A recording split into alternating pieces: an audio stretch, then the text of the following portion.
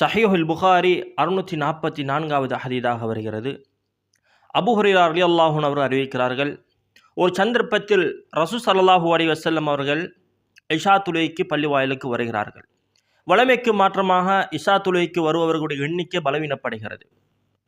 சில முனாஃபிக்குகளும் சில மனிதர்களும் இஷா தொழுகைக்கு வரவில்லை.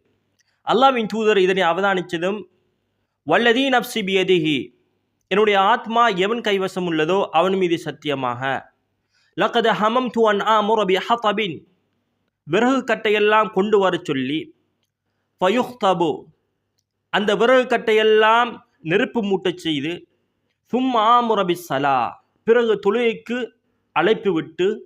தொழுகைக்கு அழைப்பு விடுமாறு ஏவி, ஃபயுஅzzன லஹா, பிறகு தொழுகைக்கு இகாமத்தும் சொல்லி, சும்மாமுர ரஜுலன், பிறகு ஒருத்தர தொழுகைக்கு மக்களுக்கு தொழுகை நடாத்துமாறு ஒரு மனிதரை நியமித்து, தொழுகைக்கு வராமல் வீடுகளில் உள்ளவர்களுக்கு சும்மா உகாலிஃப இலா ரிஜாலின் ஃபஉஹர்ரிக அலைஹிம் புயூத்தஹும், நெருப்பூட்டப்பட்ட இந்த விறகு கட்டுகளை கொண்டு அவர்களோடு சேர்த்து அவர்களுடைய வீடுகளை எரிப்பதற்கு லக்கத் ஹமம்து, நான் நினைத்தேன் என்று அல்லாஹ்வின் தூதர் சொன்னார்கள்.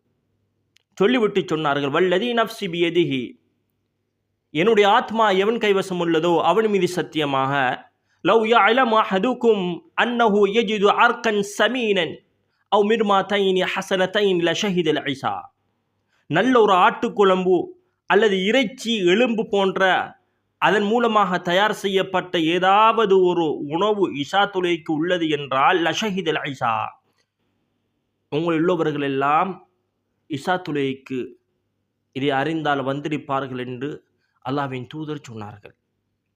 உண்மையில் உறவுகளே, ஜமாத்து தொழுகை என்பது சுன்னத்தா ஃபர்லா என்று விவாதிக்கப்படக்கூடிய தருணத்தில், ஜமாத்து தொழுகை என்பது ஒருத்தர் ஜமாத்து தொழுகையில் கடந்து கொள்ள வேண்டும் என்பதற்கு, அது அவுஜபானது வாஜிப்பானது என்பதற்கு மிக மிக உறுதியான ஒரு ஆதாரமாக இந்த ஹதீது காணப்படுகிறது.